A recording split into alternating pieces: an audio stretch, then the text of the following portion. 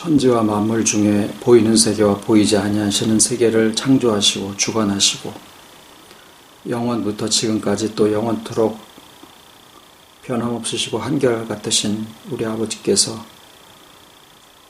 우리를 위하여 모든 것을 또한 작정하시고 저희들의 때를 따라서 구속의 큰 은혜를 또 저희들에게 베풀어 주시고 오늘이라고 일컫는 날 하루를 아버지의 얼굴 앞에서 또 살 수 있도록 지혜 허락하여 주심을 감사를 드립니다. 혼탁하여지고 점점 이기적이 되어가는 이 세상에 아버지를 참으로 알 수 있는 지혜를 또한 저희들에게 축복하시고 이 삶 가운데서 또한 그것을 나눌 수 있게 하셨사오니 이 시간에도 말씀이 저희의 또한 심령을 또한 새롭게 하여 주시옵기를 진정 소원을 드리옵고 지나가는 날들을 그저 날들로만이 아니라 아버지 앞에 영생으로 살아갈 수 있는 참된 지혜자들이 다 되게 하여 주시옵기를 진정으로 소원을 드리와 약속하신 성령으로 또한 저희들에게 깨달음의 지혜를 또한 이 시간에 허락하여 주시옵기를 간절히 사모하옵고 모든 말씀을 예수님 이름으로 기도드립니다. 아멘.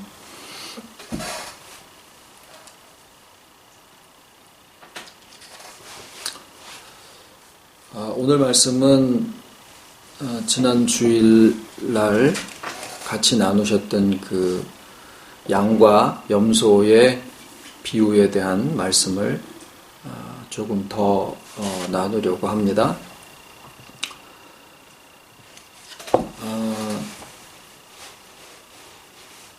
양과 염소가 이제 마지막에 이제 영벌과 영생으로 갈려지게 되는 것을 이제 잘 아시죠.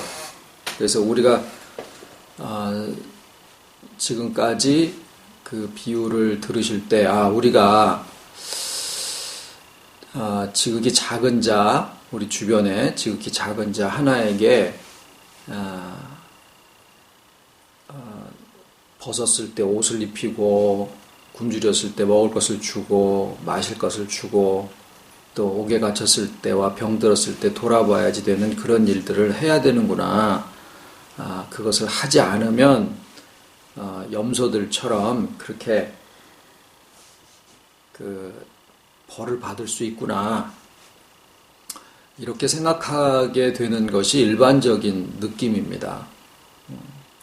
그것을 우리가 뒤집으려고 하는 게 아니라 현실적으로 때를 따라서 보면 저희들이 늘 주변에 그런 지극히 작은 자들에게 베풀고 또 선행을 하고 돌아보는 일들을 항상은 하기가 어렵거든요. 하고 있을 때는 내가 양인가? 이런 생각을 하다가도 어떤 형편이 안 돼서 그것을 못하는 경우도 있고 또 때로는 더 나가서 참 이기적으로 우리가 처신을 하게 되는 경우들도 있고 또 본의 아니게 내 몫을 먼저 챙기려고 하는 그런 상황을 우리가 분명히 만날 수가 있거든요. 그럴라 치면은 영락없이 우리가 양이 아니라 염소의 자리에 앉아 있는 게 아닌가라는 그런 생각을 가지게 되는 것이 우리의 실정입니다. 예수님이 비유를 주시는 이유는 예수님의 전체의 말씀하고 그 입장이나 내용이 다르지 않습니다. 예수님의 오신 그 뜻 자체가 우리들의 짐을 벗겨주시고 또 우리들의 상한 심령들을 고쳐주시고 그래서 우리의 노력이나 수고나 능력이나 재주로가 아니라 오직 주 안에서 우리가 새롭게 함을 입고 또 아버지께서 보시기에 좋았고 사람들이 또 보기에 좋은 그러한 그리스도의 장성한 분량에 충만한 데까지 가게 하시려는 것이 예수님의 오신 그 구속의 목적이시거든요. 구속 사역의 뜻이고. 그러면 이 비유의 말씀도 역시 마찬가지일 텐데 우리가 그 비유의 말씀을 들을 때면 오히려 마음이 편해지는 게 아니라 불편해지고 뭔가 내가 할 것을 하지 못하고 있다라고 하는 그러한 죄책감 속에 들게 된다라고 하면 무언지 이 비유의 말씀에 대해서 내가 올바른 해석을 하지 못하고 있다라고 하는 생각을 해야 된다라는 겁니다. 그래서 전제는 누구라도 하나님께 나아가는 자는 그가 계신 것과 자기를 찾는 이들에게 상 주시는 이심을 알아야 할지니라 라고 되어 있는 것처럼 예수님의 말씀을 대할 때면 기본적으로 복음은 우리들에게 짐을 벗겨주시고 또 주 안에서 새롭게 되어질 수 있는 그러한 생명의 능력이 그 안에 담겨져 있는 것이다 라고 하는 것을 기본적으로 이렇게 전제하고 비유를 볼 수 있는 그런 자세가 필요합니다. 그리고 보면 비로소 이 비유 속에 있는 힌트가 눈에 들어오게 되는 거죠. 오늘 비유의 말씀의 힌트는 뭐냐면요. 천하만국과 모든 민족을 그 앞에 모으시고 목자가 양과 염소를 구분하는 것과 같이 사람들을 구분을 해서 양들은 오른쪽에 염소들은 왼편에 이렇게 나누어 놓으신다라고 하신 거예요. 그러면 여기서 이제 우리가 힌트가 되는 질문을 하나 할 수가 있습니다. 뭐냐면 염소가 양처럼 하면은 양이 될 것이냐라는 거예요. 또는 양이 뭘 안 하면 염소 취급을 받겠느냐라는 거죠. 우리가 생각하는 것은 내가 무엇을 하면 양이고 무엇을 하지 않으면 염소가 되는 거로 생각을 하기 때문에 어느 날은 양이었다가 어느 날은 형편이 안 되면 염소가 됐다가 또 염소였던 내가 뭔가를 또 하면은 양이 됐다가 양의 탈을 뒤집어 썼다가 어느 날은 또 일어나서 염소의 탈을 뒤집어 썼다가 그것이 어디에 근거를 하고 있느냐면 자기의 행함이나 또는 봉사나 이런 것들이 귀한 일이지만 그런 것들이 근거가 돼서 내가 양이 됐다가 염소가 됐다가라고 하는 거기서 더 나가면은 영벌과 영생까지도 나의 행함에다가 근거를 두고 생각하게 되는 그러한 관점이 우리한테 있더라라는 거예요. 그렇게 생각할 것이 아니라 오늘 이 비유의 말씀은 왜 양들이 이 선행을 하느냐, 왜 염소들은 주변을 돌아보지 못하느냐 라고 하는 점을 생각을 해봐야 됩니다. 이 둘 다 양이라고 일컬음을 받은 자들과 염소라고 정죄를 받은 사람들이 양쪽이 다 예수님의 말씀에 대해서 이 주인의 임금의 말씀에 대해서 의아스러워 했어요. 그러니까 쉽게 얘기하면 우리가 언제 그랬어요? 이렇게 얘기를 한 거예요. 또는 우리가 언제 안 했습니까? 이렇게 되묻습니다. 그러니까 하는 자들도 자기네들이 하는 줄도 모르고 한 거고 안 한 자들도 자기네들이 안 한지도 모르고 안 한 거예요. 어쩌면 억울할 수도 있는 거죠.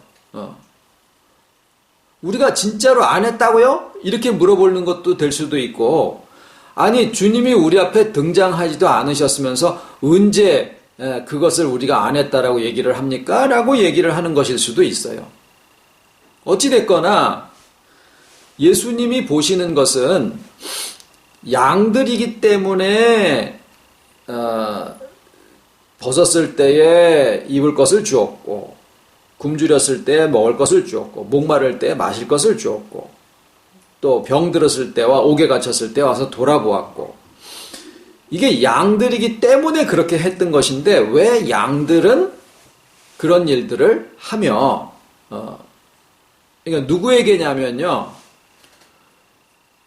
여기 내 형제 중에 지극히 작은 자 하나에게 한 것이 곧 내게 한 것이니라고 하셨으니까 우리가 직접 예수님한테 할 수는 없어요. 그때 당시에 이 비유의 말씀을 듣는 사람들이나 또 오늘날 이 말씀을 듣는 우리들에게까지 예수님이 동일하게 말씀을 하고 계시는데 우리가 예수님한테 직접 대고 할 수는 없어요.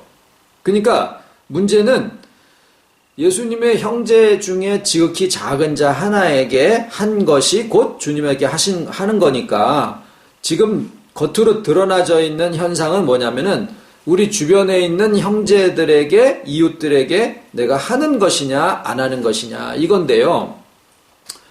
왜 양들은 그것을 하며 염소들은 그것을 하지 않느냐라고 하는 거예요. 사람은 세속적인 말로는 생긴 대로 논다라는 것이고, 바람이 공기가 빽빽한 곳에서부터 공기가 성그른 곳으로 이렇게 흘러가게 됩니다. 사람도 지하철에 한쪽은 사람들이 많고 한쪽에는 사람들이 적으면은 아유 여기 너무 많어. 아유 저쪽 칸 보니까 사람들이 별로 없어. 아유 저쪽 칸으로 가야지. 이렇게 해가지고 이렇게 흐름이 생기는 것처럼 바람도 그렇잖아요. 사람은 자기가 아는 대로 흘러가고 그대로 살아가게 되어 있습니다. 결국에는 우리들이나 양들이나 염소나 우리는 자꾸 생각에 이런 말씀을 근거로 해서 나를 무장하고 나를 단속하고 그래서 자꾸 이 양들이 한 것과 같은 그러한 행동을 내가 해야지라고 생각을 하고 있는데 그렇게 하다 보면은요 한 가지 생각을 꾸준히 계속 하기가 참 힘들어요. 위장병 있는 사람이 위장약을 계속 아침, 점심, 저녁으로 콩주워 먹듯이 집어먹는 것도 그것도 그냥 정말 의지력이 있는 사람이나 하지 저 같은 사람은 약 주워 먹는 거 잊어버려가지고 위장병도 못 고칠 거예요. 그래서 감사하게 또 위장은 건강을 주셨는지도 모르는데 어찌됐거나 지속적으로 어떤 생각을 이렇게 쭉 이렇게 해서 하는 게 참 쉽지가 않은데 여기에 양들이 하는 것과 같은 그런 행동을 손바닥에다 적어가지고 그것을 지키려고 한들 그게 잘 지켜지겠으며 잊어버려서도 못하고 형편이 안 돼서도 못하고 더 중요한 것은 마음이 안 가는 게 제일 큰 문제다라는 거예요. 마음은 없는데 겉으로만 베풀고 겉으로만 돌아보고 그러는 거요. 상대방이 금방 알아차리기도 하고 저거 무슨 정치적인 목적으로 저렇게 하는 거지 이렇게 알아들을 수도 있고 그 다음에 그렇게 했을 경우에 그것이 반드시 좋은 결과로만 나오리라는 보장도 실은 없어요. 내가 배고픈 사람한테 밥을 주고 목마른 사람한테 마실 것을 계속 줬더니 나중에 가서는 보따리 내로라는 식으로 너 지난번엔 잘하더니 왜 지금은 안 줘? 이렇게 하는 경우들도 세상에는 허다하게 일어나고 있거든요. 그러니까 딱 행동을 구분을 지어가지고 요거를 하면은 내가 영생에 들어가는 거구나라고 이 구절이 말씀하고 있지 않다라는 겁니다.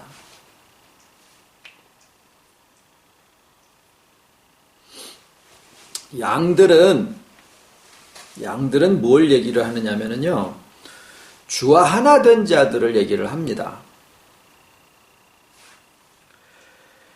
지금 세상은 참 이기주의가 점점 팽배해지죠. 요즘 젊은 사람들 꼭 이렇게 얘기를 우리는 할 필요는 없어요. 근데 어찌됐거나 저희들도 자꾸 개인주의적이면서 또 이기주의적이면서 자기 중심적으로 이렇게 흘러가는 그런 경향을 때로 많이 볼 수가 있고 또 저희들 같은 경우에 참 옆에 형제들이랑 이렇게 접촉을 주일날이라도 이렇게 그냥 모여서 밥 한 끼라도 같이 나눌 수 있는 그런 상황도 안 되다 보니까 결국 내 주변에 있는 식구들이랑 내가 만나는 사람들, 몇몇 사람들이랑 이렇게 생활을 계속 해 나갈 수밖에 없는 상황인데 그러다가 보니까 그냥 나의 생활, 나의 이런 상황 속에 그냥 머물러 있는 그런 모습들로 발견되어질 가능성이 많다 그 말입니다.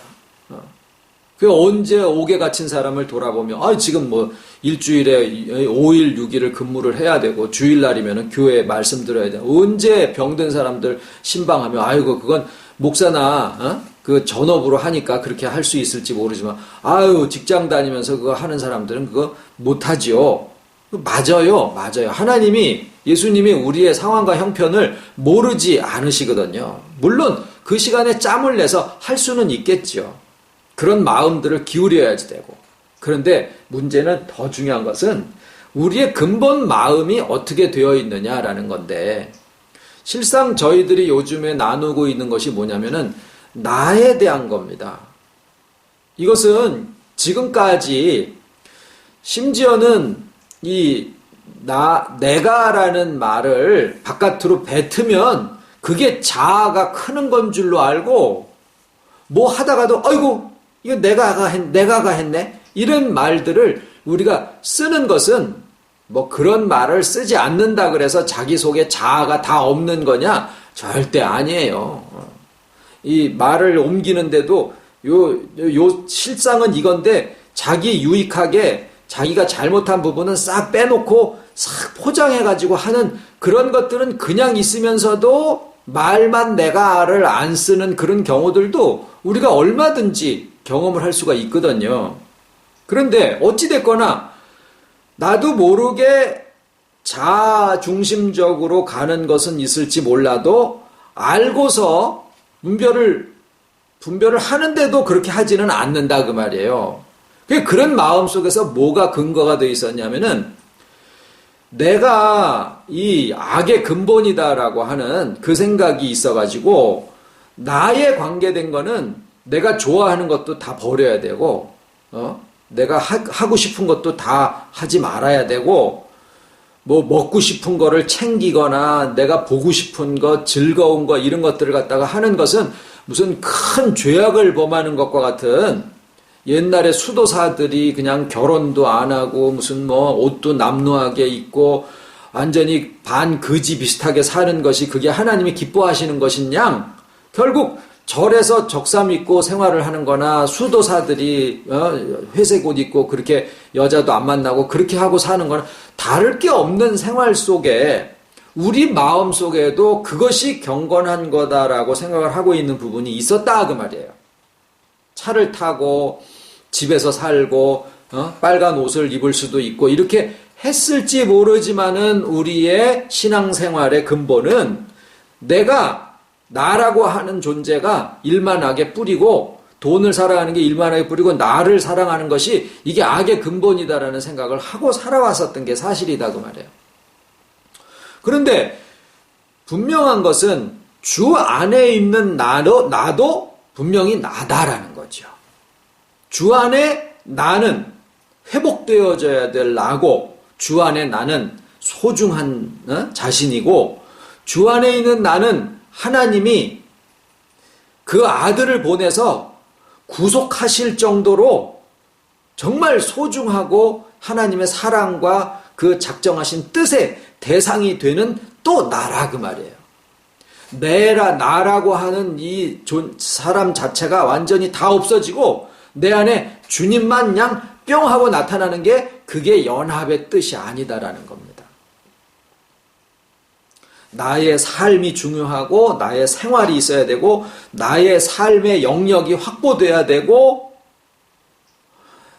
나의 판단과 가치관과 이런 것들이 우리 교회 목사님이랑 똑같아야 되는 것도 아니고 이 사람에게 주신 아름다움이 저 사람에게 주신 아름다움과 반드시 일치해야 될 필요도 없고 나는 나에게 주신 고유한 은사와 재능과 또 형편과 상황과 아름다움이 다 있더라라는 거예요. 그것이 우리가 주 안에 있는 나를 다시 만나야 되고, 나를 용서할 수 있어야지만 형제, 그게 어떻게 보면은 정말 아버지의 복음이 우리 안에 이루어져 가는 첫걸음이에요. 나를 새로이 볼 수 있고 나를 용서할 수 있는 그 마음이, 다른 사람이 나를 정죄하는 것보다 내가 나를 용서하지 못하고 내가 나를 정죄하고 있는 이것이 너무나 커요.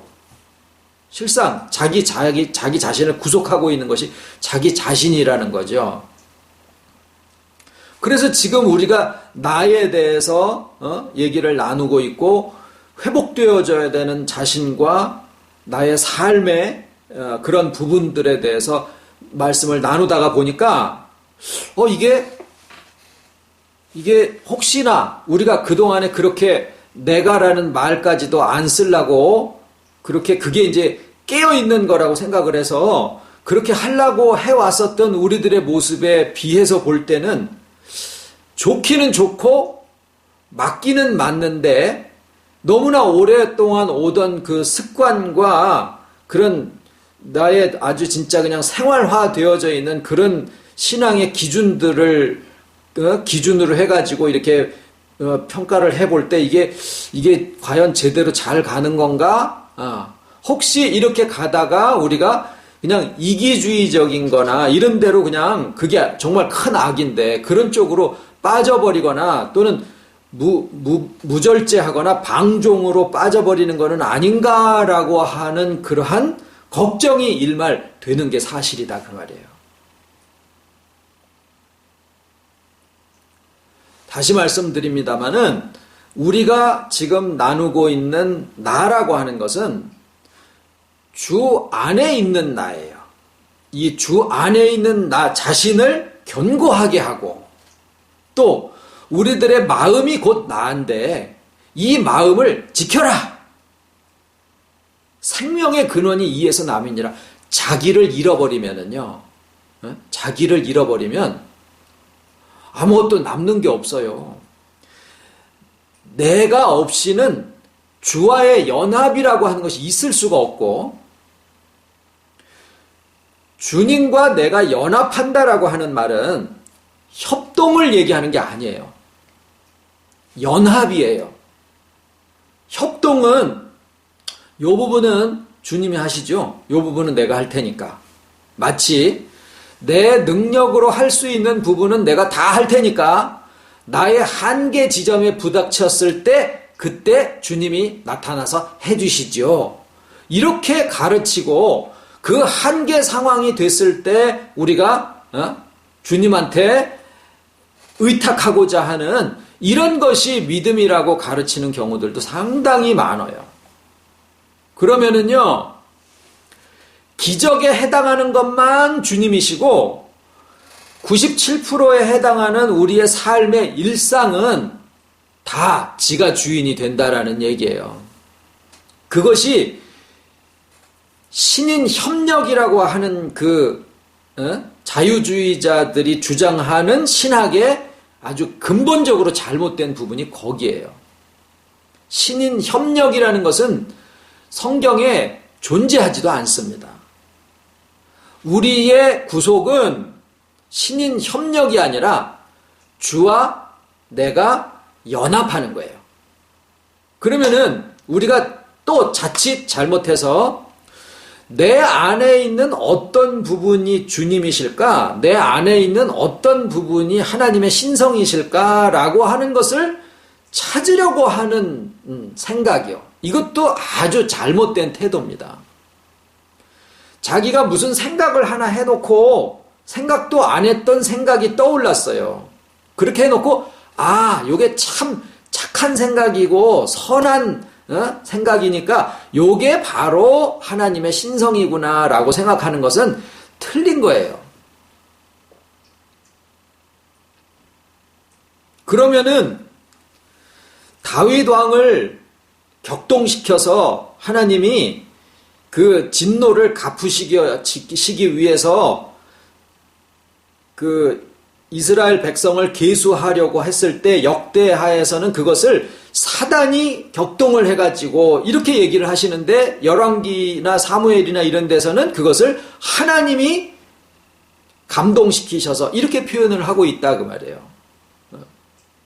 그러니까 안 좋은 일이 벌어지는 것들은 사탄이가 하고 좋은 일은 하나님이 하시고 이런 흑백 논리에 빠져서 성경을 보게 되는 것이 일반적인데 성경이 우리에게 말씀하고자 하는 것은 사무엘상과 열왕기와 역대기가 함께 우리에게 말씀하고 있는 것은 뭐냐면 우리에게 일어나는 사망의 음침한 골짜기로 다니는 그것까지도 실상은 하나님의 주관 하에서 합력해서 선을 이루고 있다라고 하는 것을 우리에게 말씀을 하고 있는 거거든요. 그러니까 우리 속에서 일어나고 있는 모든 것들에 하나님과의 연합이 다 함께 있다라고 하는 것은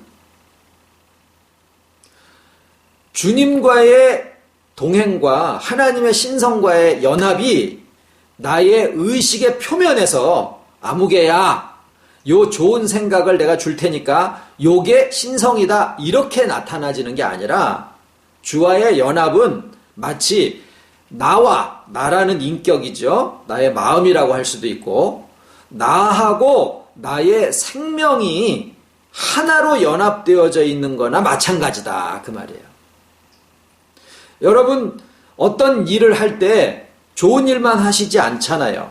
때로는 실수하기도 하고 짐짓 나의 유익을 위해서 말을 이렇게 살짝 비틀어서 하기도 하고 또는 살짝 없는 얘기도 해가지고 결과적으로 나한테 유익을 끌어오려고 하는 것은 도둑질이나 살인죄나 간음이나 다를 게 없다라고 말씀을 하고 계시거든요. 그런데 그렇게 하고 있을 때 내 속에 있는 생명도 나하고 똑같이 하잖아요. 생명이 있음에 죄도 짓는 거고 생명이 있음에 선한 일도 하는 건데 그 생명을 내가 그런 일을 하고 있을 때 우리가 지금 예배를 드리고 있는데 내 속에서 생명이 작용을 하고 있구나라는 것을 생각하고 예배 드리는 사람은 하나도 없어요. 그러나 내가 지금 살아있어. 그 의식은 누구나 다 공통적으로 가지고 있다고요. 산 사람들은. 마찬가지로 주와의 연합은 나의 생각이나 마음이나 감정이나 의식의 표면에서 어떻게 딱 드러나졌을 때 요게 주님과의 연합이 요게 하나님의 신성 이렇게 우리가 알아차리게 나타나지시는 게 아니다라는 거예요.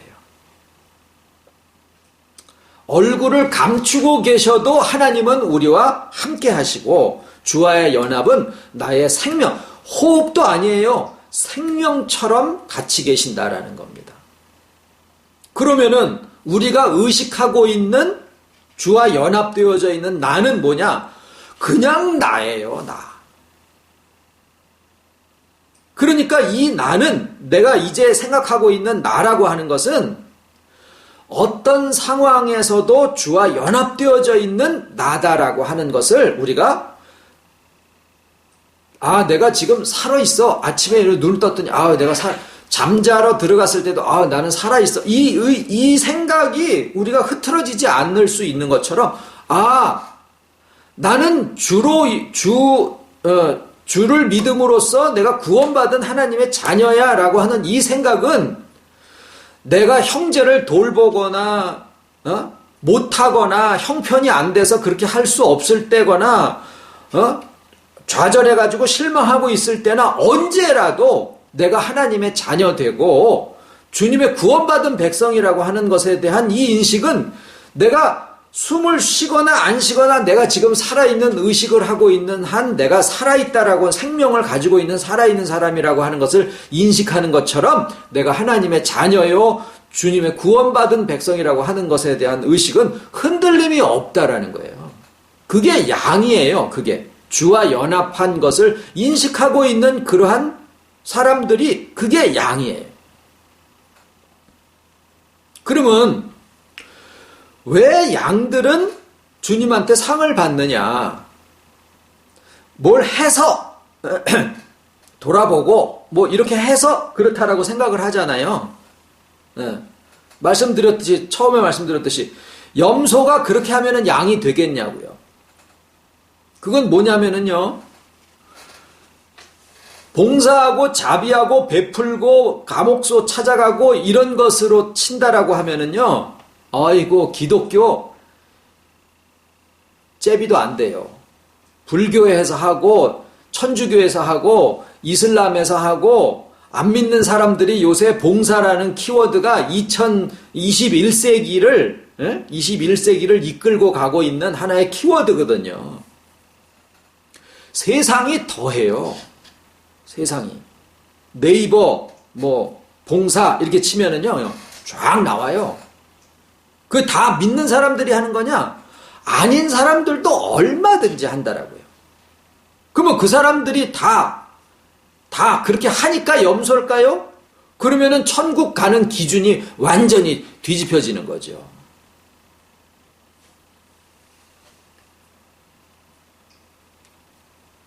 여기에 물론 우리의 삶의 실질적인 부분에 있어서는 그 이기심과 이런 것들의 모습이 그냥 세상에서 봉사하는 사람들의 기쁨과 또 자기 성취와 굉장히 유사한 형태로 나타나질 수 있습니다. 그런데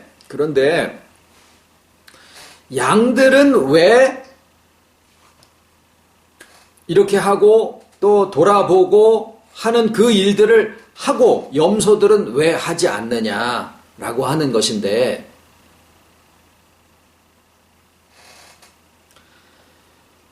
우리의 생각과 결심 속에서 그렇게 하려고 하는 것을 얘기하는 게 아니라, 우리가 지금 주와 연합하는 이 말씀, 주와의 연합이 주의 구속사의, 주의 그 구원의 서정의 모든, 그러니까 처음 시작에서부터 그리스도의 장성한 분량에 충만한 데까지 이르는 성화와 영화롭게 하는 그 모든 과정에 주와의 연합하고 있다는 것은 전체를 다 포함하고 있는 거예요. 그러니까 처음 시작에서부터 마지막까지의 모든 것이 내 혼자서 하는 게 아니라 주 안에서 되어지는 거라는 거예요. 그게 주 안에가 결국 주 안의 연합이라는 얘기랑 정확하게 같은 얘기인데, 그렇게 됐을 때 우리에게서 느껴지는 첫 번째 증거가 뭐냐면요, 어떤 분들은 참 편해, 말씀을 들으니까 참 편안해졌어. 그것은 뭔가 이렇게 나를 억누르고 있었던 그 짐에서부터 내가 좀 벗어진다라고 하는, 근데 그 짐은 신앙적으로 내가 뭘 해야지 된다라고 하는 그러한 것일 수도 있고, 못하는 것에 대한 정죄감일 수도 있고, 또는 과거에 내가 해놨던 어떤 실패에 대한 두려움이 나를 누르고 있을 수도 있어요. 오늘이라고 하는 삶에. 그런가 하면은 과거에 잘한 것에 대한 자랑이 여전히 자랑도 그거 큰 짐이에요. 자유롭지를 못해요. 그리고 미래가 주는 불안감, 이런 것들도 마찬가지입니다. 그리고 흙이라고 하는 것에 대한 느낌이 주는 그런 어떤 무너지는 느낌, 이런 것들이 다 우리에게 짐으로 있었는데, 이게 자꾸 말씀 가운데서 주와 연합되어져 있는 나, 주 안에 있는 나라고 하는 것이 말씀 가운데서 자꾸 확인이 되어지니까, 이런 신앙적인 짐, 또 과거와 미래의 짐, 또 흙이 주는 그런 중압감, 이런 것에서부터 우리가 자꾸 편안해지고 짐을 내려놓을 수 있게 되어진다라고 하는 것에 대한 표현이 참 편해. 말씀을 들으니까 참 마음이 편해지네. 이렇게 되어지기도 하고, 또는 어떤 분들 같은 경우에는 저도 그런 게 있었어요. 참 마음에 헛헛함, 그러니까 그 표현은 조금씩 다르지만은 뭔가 이렇게 공허한 느낌. 그냥 연극이 끝난 다음에 그 화려한 게 다 지나가 버리고 혼자 그냥 무대 뒤편에 이렇게 쓸쓸하게 앉아 있는 것과 같은 그런 느낌. 아니면은 여름 성경학교 때 그냥 막 뭐 외우고 막 그냥 붕짝붕짝 하던 그게 끝나고 났을 때의 그 허전함, 뭐 이런 느낌들 말이죠. 나의 삶에 이것도 있고 저것도 있고 뭐 그러는 것 같아도 어느 날 이렇게 있다가 보면은 그냥 마음에 찬바람이 휙 지나가서 그냥 혼자 쓸쓸하게 있는 것과 같은 이런 느낌이 어느 날부터인가 보니까 그냥 마음에 없어지더라라는 거예요. 그리고 그 느낌의 그 쓸쓸하고 허무하고 허탈하고 공허한 그 느낌이 뭐지? 라고 이렇게 기억을 하려고 그래도 기억조차 잘 나지 않는, 이게 뭐냐면은요, 채워진다라는 거예요. 채워진다. 우리가 무엇을 하고 하지 않느냐라고 하는 것은 2차적인 문제예요. 실상 제일 근본적인 것은 뭐냐면요, 인간이 가지고 있는 제일 큰 문제는 뭐냐? 상실감이에요. 거기에서 나오는 이 찬바람은 돈으로 땜빵을 해도 안 메꿔지고, 사람으로 채우려고 그래도 안 채워지고, 술로 잊어버리려고 그래도 새록새록 내 마음을 점점 점령을 해나가고, 그래서 사람들이 제일 고차원적인 방편으로 선택한 게 뭐냐면 봉사예요. 봉사해서 다른 사람들과 무언가를 나누고 있을 때 그때 주는 그 쾌감은 돈을 많이 벌었을 때나 재미난 것으로 그냥 몰두해 있을 때나 사람들 사이에 있을 때 느끼는 그런 포만감하고 비교할 수 없을 정도의 어떤 넉넉함을 준다라고 하는 게 봉사를 해본 사람들에게서 나온 이구동성의 증언들입니다. 무슨 얘기냐면요, 그 모든 시도와 도모와 추구하는 바가 뭐냐? 이 상실감을 채우기 위한 하나의 방편들이다라는 거예요. 그게 염소예요. 따지고 보면 굉장히 익숙한 상황이에요. 우리가 벗었으므로 두려워하여, 그 두려움은 부끄러움하고 같이 사용이 되어지고 있는데, 우리가 벗었으므로 두려워하여 숨었나이다, 사람 뒤에 통계 속에 숨기도 하고, 또는 쓰러져 없어져 버릴 그 무화과 나무 잎사귀를 잘라서 그걸로다가 벌거벗은 수치를 가리려고 하는 그 오래된 근본적인 추구와 도모하고 전혀 다르지 않다라는 거예요. 전혀. 오늘날 인간들이 하고 있는 어떤 것들도, 그리고 나무 뒤에 숨고, 그 다음에 무화과나무 잎사귀로 치마를 하고, 그 다음에 선악을 분별해서 하나님의 온전함에 도달하고자 하는 이것이 인간이 하고 있는 모든 종교면 종교요, 문화면 문화요, 돌을 닦는 거면 돌을 닦는 것이요, 심지어는 기독교 안에서도 인본주의자들이 하고 있는 신앙적인 행위가 다 요 세 가지의 범주 내에서 조금도 벗어날 수가 없다라는 거예요.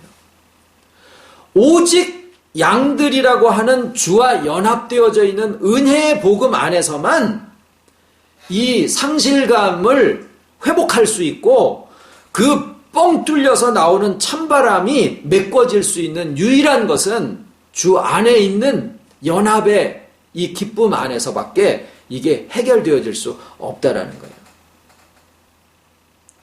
우리의 마음에서 참 편해, 심지어는 나에 대해서 회복이 되어지고, 아유 이거 옛날에 우리가 뭔가 열심히 하고 있었던, 뭘 열심히 했습니까?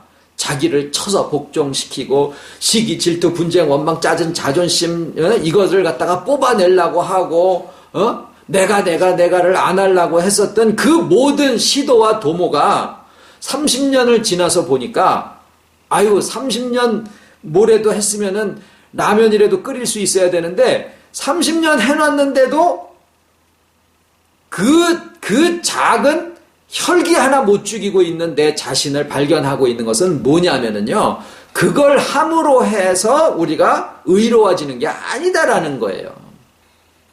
한 세대를 지나가면서 우리가 삶의 온 인생을 걸어서 증거를 받은 부분이다라는 거예요. 결국에는 우리가 그때 하고 있었던 모든 추구와 시도와 도모도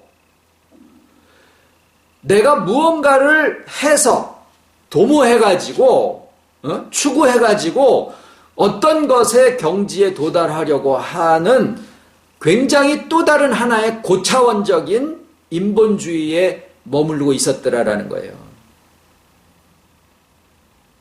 바리새인들에게 이런 얘기를 하십니다. 저들의 하는 말은 듣고 그들의 행위는 본받지 마라. 저들이 하는 얘기가 틀린 게 많은데 그거는 뭐냐면은요, 당시에 일반 백성들은 성경을 소지하고 있을 수가 없었어요. 그걸 갖고 있을 수 있는 유일한 사람들이 바리새인들, 서기관들, 율법사들 이런 사람들이었었다고요. 그들이 잘하고 있는 게 뭐냐면은 그 말씀을, 율법이 말씀이니까 말씀을 인용하는 거였었어요. 민수기에 이랬고 신명기에 이랬고 레위기에 이랬고 이걸 그 인용하는 말씀은 하나님이신 거예요. 하나님의 말씀인 거예요. 그러니까 그거는 잘 들어라. 그러나 그들이 하는 해석은 다 틀렸어. 마찬가지로 우리에게 처음에 주셨던 게 뭐냐면 그 처음에 주셨던 거를 견고히 굳게 가지고 있어라 이거예요. 중간에 인본이 들어가가지고 우리더러 이것을 하고 저것을 해서 나를 완성을 시키는 성품을 개조를 하고 천품을 바꿔서 그래가지고 하나님의 기뻐하시는 그런 형상을 회복해야지 된다라고 하는 해석은 아니고, 처음에 들은 게 뭐였냐면 우리가 죽어서 만날 거라고 생각했던 주님이 우리 안에 오셨다라고 하는 이 사실이 결국 무엇에 대한 표현이었느냐? 그게 주와의 연합이에요. 그거 하나 외에는 없다 이 얘기예요. 지금도 마찬가지입니다. 지금도 마찬가지예요. 우리에게 처음에 주신 구원의 복음이 뭐였냐면 주와의 연합 안에서 우리가 구원을 받고 거듭나고 중생을 하고 거기에서 믿음이라는 것을 알게 되고 회개하고 그 주 안에서 우리가 그리스도 안에 장성한 분량에 충만한 데까지 장성해가는 그 성화가 거기에서 이루어지는 거지, 연합을 얻기 위해서 내가 무언가를 해서 되는 게 아니다라는 거예요. 그래서 모든 복음은 주 안에예요. 주 안의 복음이에요. 그리스도 안에, 주는 내 안에, 나는 주 안에, 주는 내 안에. 그렇게 되어졌을 때 우리에게서 이제 나타나지는 증거가 뭐냐? 채워진다라는 거예요. 채워진다. 주님 빠진 나 자신은 신성 빠진 아담이요 또는 흙이요 뭐 세상적으로 안고 없는 찐빵이요 뭐 이런 거나 마찬가지인 거예요. 그러니까 그 형상은 그냥 그대로 있으니까, 뽀개진 의자라도 의자는 의자니까, 하나님의 형상인 사랑으로 지음을 받은 존재가 사람이니까, 노래를 틀으면 전부 다 사랑 타령이고, 그 사랑 하나를 얻기 위해서 그러는데, 그 사랑을 성취하자라고 하는 의미에서 사람들에게 사랑을 갈구하고 돈에게 사랑을 갈구하고 뭐 경력에서 사랑을 강구하고 이것을 사랑하고 저것을 사랑하려고 하지만 결국에는 이 뻥 뚫려버린 이 구멍에서 나오는 이 찬바람은 누구도 막을 수가 없기 때문에 결국에는 최고로 가는 게 뭐냐면 자기에게 있는 모든 것을 다 내어줘서 봉사를 하고 희생을 하고 넘들을 위해서 사는 삶을 사는 그 이유도 뭐냐? 결국에는 그 사랑의 본질을 얻고자 하는 그 갈구에서 조금도 벗어날 수가 없다라는 거예요. 오직 한 가지, 예수 그리스도 안에 있는 이 연합에게서만 회복된 그 심령에게서 얻어질 수 있는 이 만족감, 이것이 생겨지면은 그 다음 순서가 뭐냐? 여기서 나오는 그 만족감이 믿음의 형태로 나온 것을 뭐라고 하느냐? 모든 것이 합력해서 선을 이루느니라, 이렇게 되는 거예요. 내 혼자가 아니다라는 생각 속에서. 그 믿음이 내일의 불안을 떨어버릴 수가 있는 거예요. 왜? 내일에 어떤 일이 오더라도 합력해서 아버지께서 선을 이루실 것을 알기 때문에 내게 주신 모든 형편과 상황이 족합니다. 이게 거기서 나오는 거예요.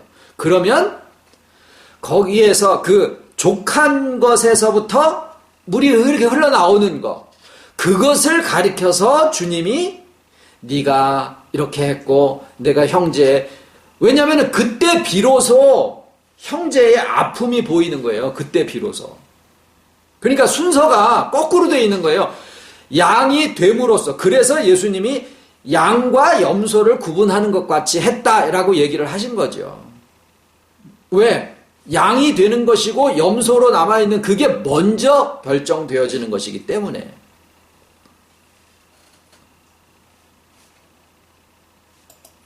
그런데 이제 실질적으로 이렇게 하는 것이 우리의 삶 속에서 어떤 결과를 가져오느냐면, 어릴 적에 이제 저희가 집에 펌프들을 썼잖아요. 수도가 없어서.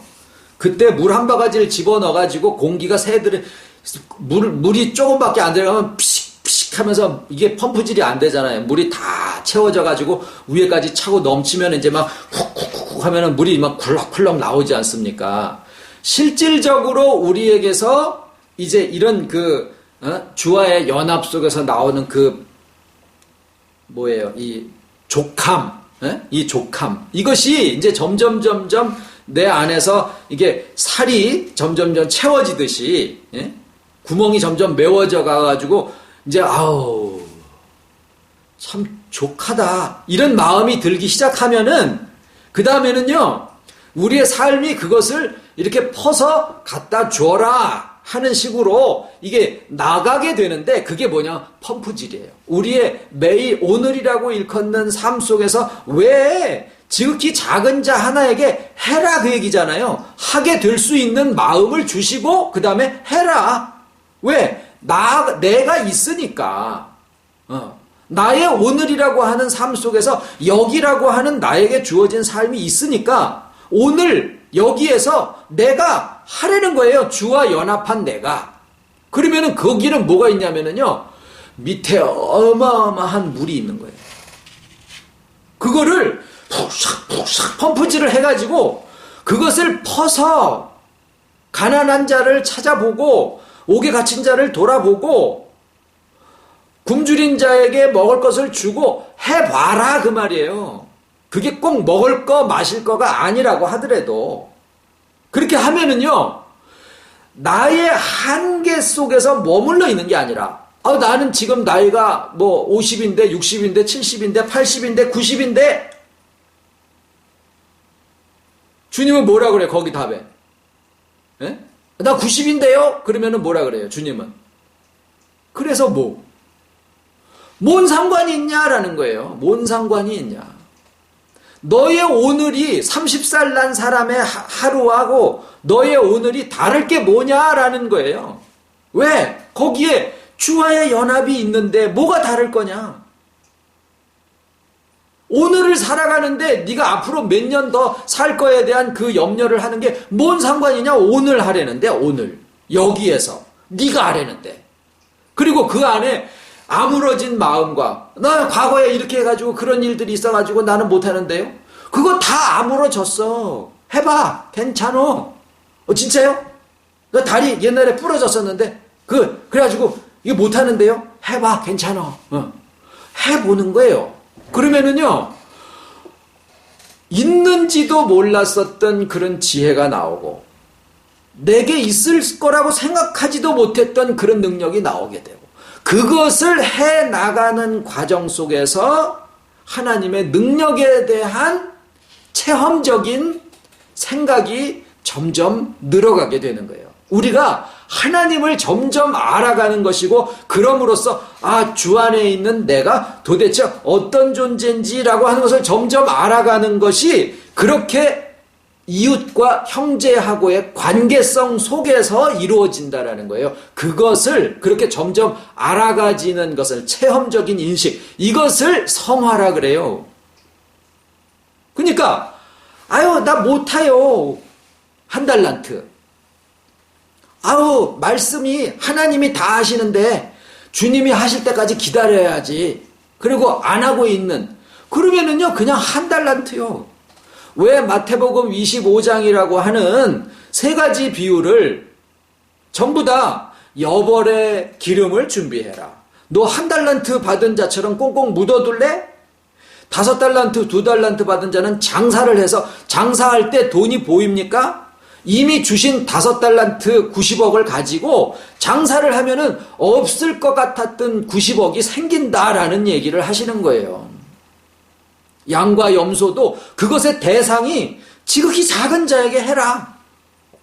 해볼 때 비로소 내 안에 오신 아버지의 지혜와 주님의 능력이 어떠한 것과 나라고 하는 존재에 대한 인식이 깨지는 거예요. 한계가 깨진다라는 거예요. 그게 믿음이라는 거죠.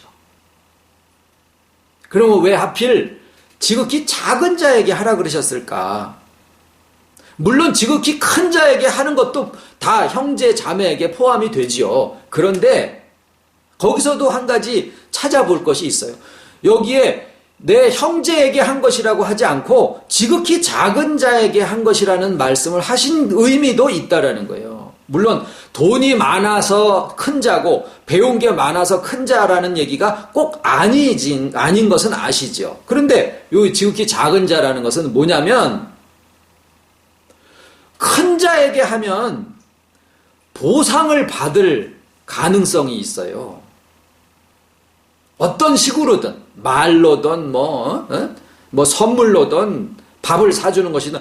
그런데 지극히 작은 어떤 의미에서든지 지극히 작은 자에게 하면 보상을 받을 생각을 못할 수 있다라는 거예요. 그러면 보상을 바라고 하는 게 아니다라는 거죠.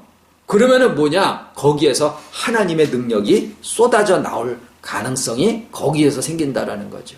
그래서 할 수 있으면 내 주변에 관계나 위치나 이런 것에서 높은 가진 여기에다가 뭘 하려고 하지 말고 보상을 위해서 하지 말고 내가 그걸 위해서 하는 건 아니지만 내 주변에 나의 손길이 필요하지만 나한테 그것이 꼭 보상을 바라지 않을 수 있는 그런 상황 속에서 해라. 오늘 여기 너가 주 안에 있는 너가 지극히 작은 자에게 해라 그 말이에요. 그것이 예수님이 이제 육으로는 주님의 지상 사역의 나머지 부분을 그때까지 3년 4개월을 같이 있었던 제자들에게 이제 지상 사역의 나머지 부분을 맡기시고 이제 주님은 그들과 연합하는 부활체가 되셔서 이제는 육으로는 안 보이시는 상황 속으로 들어가시잖아요. 그러니까 나머지 지상 사역을 그들에게 맡기셔야 되는 마지막 설교가 이 24장과 25장의 종말 설교예요. 그러니까 이 종말 설교는 시대적인 종말을 얘기하시는 게 아니라 이제 주님의 사역이 너네들에게로 넘겨간다는 위임하고자 하는 그러한 의미에서의 종말 그러니까 어떻게 보면은 이것은 누가복음 10장이나 마태복음에 나와 있는 위임 설교하고 내용상으로는 다를 게 하나도 없는데 그 위임의 이제 막바지 부분에 해당하는 그러한 말씀들이 이 세 가지 비유로 이렇게 나오신 것이다라는 거예요. 그래서 어떻게 보면은 지금 이 시대에 우리가 살아가고 있는 오늘 나에게 주어지신 여기에서 주와 연합한 내가 지극히 작은 자에게 하는 것이 곧 주님의 연합 속에서 이게 모든 것을 합력해서 정말 이루게 하시는 하나님의 성삼위일체 하나님의 구속의 역사를 우리를 통해서 이루어 가신다라고 하는 것을 여기 비유해서 말씀을 하고 있습니다. 기도하겠습니다.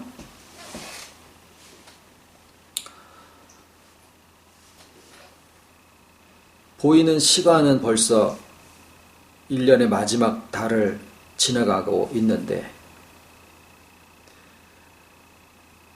육체의 나이는 점점 들어가고 육은 쇠약하기도 하고 후패해져 가는 것을 고백을 드릴 수밖에 없지만 주 안에 있는 나를 회복하게 하시는 이 주님의 복음이 우리의 심령과 삶을 짓누르고 있었던 영과 육의 모든 짐들에서 우리를 자유롭게 하고 또 새롭게 하시기에 시간이 지나가는 것이 우리에게 짐이었었고 모든 것들이 짐이었었던 거기서부터 자유로워지다 보니 오늘도 우리의 속사람이 아버지 앞에 점점 새로워져 가는 이 고백을 또 드릴 수 있게 해주셔서 아버지 감사를 드립니다. 오늘이라고 일컫는 나를 아버지 앞에서 영생으로 살게 하시고 아버지의 지혜와 능력과 사랑으로 공급하신 오늘이라고 하는 날에 주 안에 있는 나로서 주님의 그 심정을 가지고 형제와 이웃을 살펴볼 수 있는 마음을 주셨사오니 감사를 드리옵고 이로써 주 안에 있는 내가 어떠하며 우리 아버지께서 어떠한 지혜와 능력으로 우리에게 공급하시는가 하는 것을 삶과 인격을 통하여 점점 더 알아가기를 소원을 드리옵고 남은 시간 동안에도 정말 지나가는 시간을 후회하는 것이 아니라 그 가운데 함께 하시는 아버지의 사랑의 손길을 더욱 느낄 수 있는 날들이 되게 하여 주셨기를 바라옵고 새로이 축복하시는 날들 위에 또 함께 하셔서 아버지의 지혜 가운데 더 자라가기를 간절히 소원을 드려올 때에 모든 말씀 예수님 이름으로 기도드립니다. 아멘.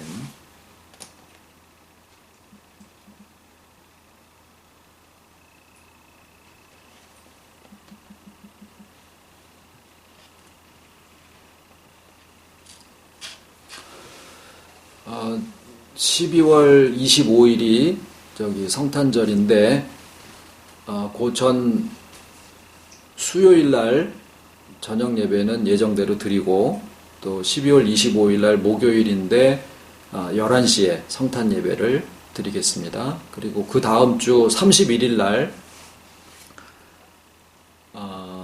31일 날 송구영신 예배하고 그날이 수요일인데 수요일 예배는 따로 드리지 않고 송구영신 예배를 12월 31일 자정에 드리겠습니다.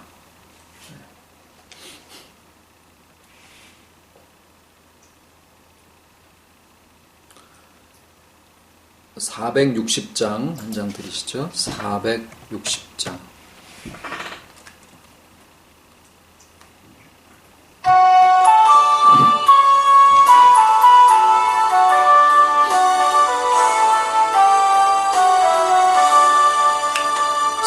지금까지 지내온 것 주의 크신 은혜라 한이 없는 주의 사랑 어찌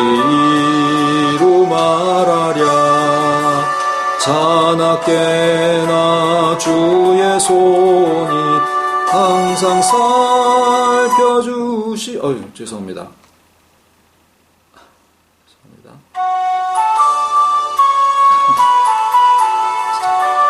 잘못 눌렀습니다. 지금까지 지내온 것 주의 크신 은혜라.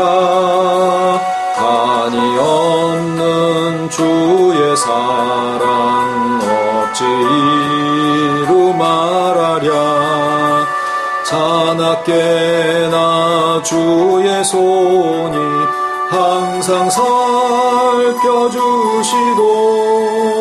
모든 일을 주 안에서 형통하게 하시네. 몸도 맘도 연약하나 새 힘받아 살았네. 물 붓듯이 부시는 주의 은혜 족하다.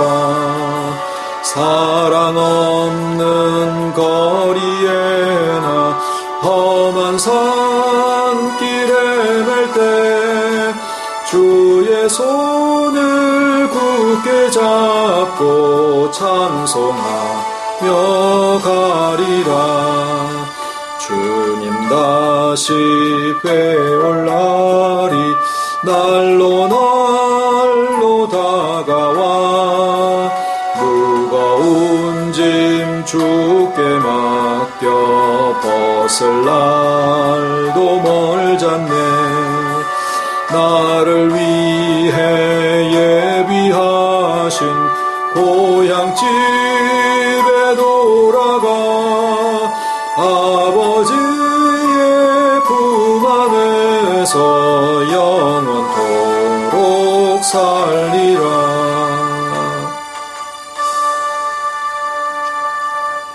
주님 가르친 기도로 예배 마치겠습니다. 하늘에 계신 우리 아버지의 이름이 거룩히 여김을 받으시오며 나라의 임하옵시며 뜻이 하늘에서 이룬 것 같이 땅에서도 이루어지이다.